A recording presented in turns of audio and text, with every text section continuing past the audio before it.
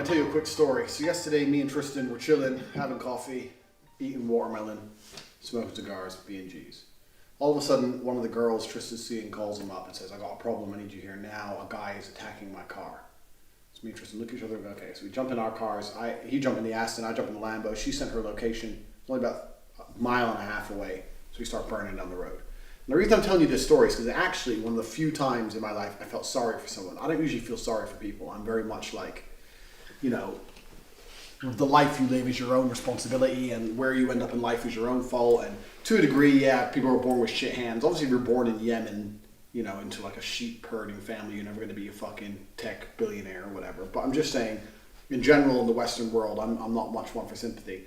But I ended up feeling sorry for this guy. So long story short, what happened was the girl who called Tristan had cut him up.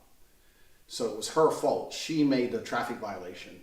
And the guy got so pissed off, road rage, got out of his car and started slamming on the thing of her, on the boot of her car. So anyway, so when me and Tristan roll up, Aston Lambo, obviously everyone stares because of the noise and because of the cars they are. We pull up right next to the car. The dude's still like screaming kind of at her, and then he turns and sees these two cars. He's like, "Well, that's a bit weird." Me and T get out and start walking over, and he shits himself and tries to run away. So Tristan goes over and grabs him and goes, "What the fuck you doing?" And roughs him up a bit. Anyway, while he's doing that, I was with Tristan and I realized Tristan had it completely under control. The guy was no match for Tristan anyway. Tristan's like 120 kilo now. So I was like, well, Tristan had him up off the ground and everything. So I asked the girl what happened. The girl was like, "Oh, well, I was driving and I pulled out on him and it was an accident and he went psycho." And I went over to Tristan. I said, "Okay, just let him go." Tristan goes, "Let him go?" I said, "Yeah, let him go." So anyway, that's the end of the story. So me and Tristan went for coffee back when the girl left, blah, blah, blah, back for coffee after we did our little policing job. Went back to coffee. And I was sitting there saying to Tristan, I said, "I felt sorry for that guy." And he said, "Why?" I said, "He was completely in the right from a traffic perspective." He says, "You have to understand, this dude's driving down the road. Some bitch who's 10 out of 10, hotter than he will ever get in his life, pulls out directly in front of him in a Porsche Cayenne. My guy has an old Citroen worth about 4,000.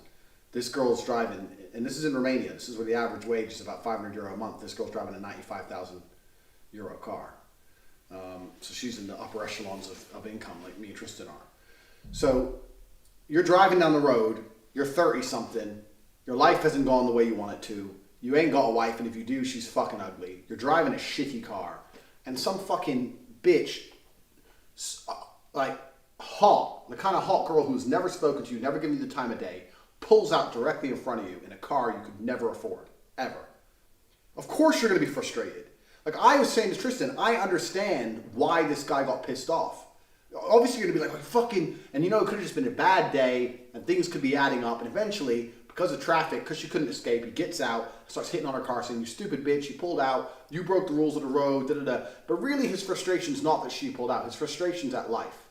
And then to add insult to injury, $500,000 worth of cars pull up. She makes one phone call while you're yelling at her, this pretty girl, and $500,000 of cars turn up. And me and Tristan get out. Now you got 350 kilo of kickboxer coming up to rough you up, even though she's totally wrong. And the reason I felt sorry for him, and I'll say to Tristan, is it just shows that everyone has a place in life, and it's the reality. It's the reality of the world. I'm not Tom Cruise. I'm not famous. Me and Tristan are not famous. We're famous in Romania, tabloid bullshit, but we're not famous in any real sense. We do have a high income. We are physically large. We are young. We have a lot of assets that go in our favor. But I'd say we're in the top 5 to 10% of men on the planet in terms of our achievements and our abilities, etc., etc. But this poor dude, when Tristan had him all gripped up and his anger had turned from anger into pure, not even fear, it was more just like submission. Like, this pretty bitch with her expensive car is just called the $500,000 police, and I can't fuck with people on this level. He was just like, I'm sorry. I'm sorry. He was just like very not afraid. He should have been. He was, but he was very like just submissive to it.